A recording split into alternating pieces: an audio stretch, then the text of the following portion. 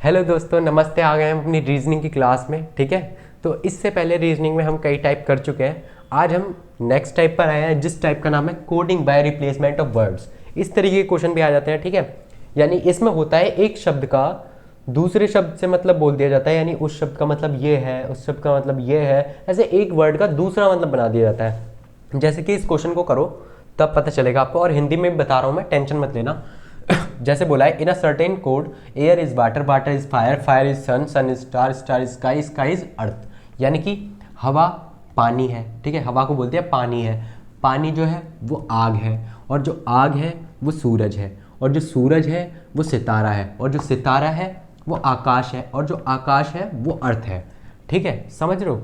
समझ रहे हो? यानी एयर को वाटर बोल दिया गया है, वाटर जो है उसको फायर बोल दिया गया है, और फायर जो है उसको सन मानना है, और जो सन है उसको स्टार मानना है, और जो स्टार है उसको स्काई मानना है, और जो स्काई है उसको अर्थ मानना है। आई बात समझ में? तो अब ये पूछ रहे हैं इसी लैंग्वेज में बताओ, इसी लैंग्वेज में बताओ, वेयर इज फिश लीव, मछली कहाँ रहती है। इसी लैंग्वेज में बताना है। वैसे एक बात बताओ, मछली कहाँ रहती है? बताओ। पानी में तो रहती है ना? कहाँ रहती है? पानी में रहती है ना, वाटर में रहती है। लेकिन हमें इस लैंग्वेज में बताना है, जिस लैंग्वेज में इन्होंने बोला है। मछली कहाँ रहती है? पानी में। ठीक है, अब देखो, एयर इज वाटर, हवा जो है वो पानी है, लेकिन पानी क्या है हमें तो ये पता करना है। ये नहीं कि हवा क्या है, हवा पानी है। ठीक है, ये नहीं पूछ रहे कि पानी क्या है। ठीक है, हमें पूछा है कि पानी क्या है। ठीक है, हमें ये नहीं कह रहे कि हवा को पानी कहते हैं किसको, हमें ये बोला गया है कि पानी क्या है। वो तो पानी में रहती है ना, तो पानी बताओ। हम लिखते हैं यहाँ पर, क्या लिखते हैं हम आंसर? मछली रहती है पानी में। लेकिन हम तो यहाँ पर पानी को पानी नहीं बोलते हैं ना, हम तो इस लैंग्वेज में पानी को क्या बोलते हैं? फायर। पानी को क्या मानते हैं? फायर। क्या होता है पानी? फायर। यानी अगर आपसे इस क्वेश्चन पूछा जाए कि इसी लैंग्वेज में बोलो कि मछली कहाँ रहती है, तो मछली रहती है फायर में, यानी कि आग में। देख रहे हो कितना फनी सा क्वेश्चन है।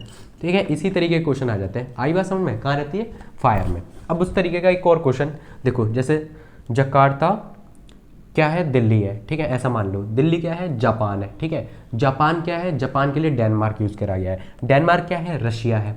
रशिया के लिए क्या यूज़ करा गया है? कोपेनहेगन। ठीक है, और कोपेनहेगन क्या है? बांग्लादेश है।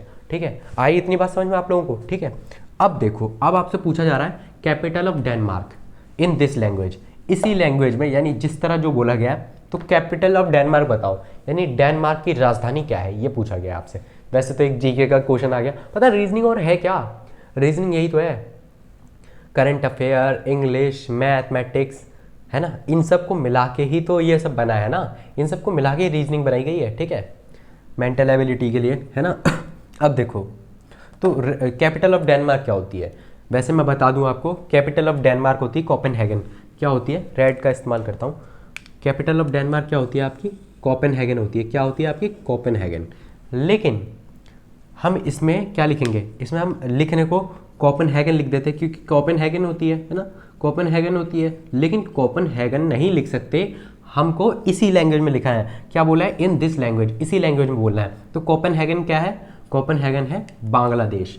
क्या है? बांग्लादेश। यानी इसका आंसर क्या हुआ? बांग्लादेश। आई बात समझ में? ये है आंसर। ठीक है, आई बात समझ में? तो कोपेनहेगन नहीं लिखेंगे यहाँ पर। क्या है? Capital of Denmark Bangladesh. इस तरह जानबूझ के कंफ्यूजिंग क्रिएट किया जाता है, कंफ्यूजिंग क्रिएट की जाती है। आगे समझ में? उम्मीद है ये टाइप समझ में आ गया। बहुत इजी था। मिलते हैं नेक्स्ट टाइप में। ठीक है, पूरी वीडियो देखने के लिए थैंक यू सो मच। इसी तरह चैनल पर बने रहें, और वीडियो पसंद आई हो तो यार, मैं कहना तो नहीं चाहता लाइक सब्सक्राइब के लिए, लेकिन पता है थोड़ा सा मोटिवेशन मिलता है अगर आप सब करते हो। ठीक है, तो बाकी आपकी मर्जी है। ठीक है, थैंक यू सो मच।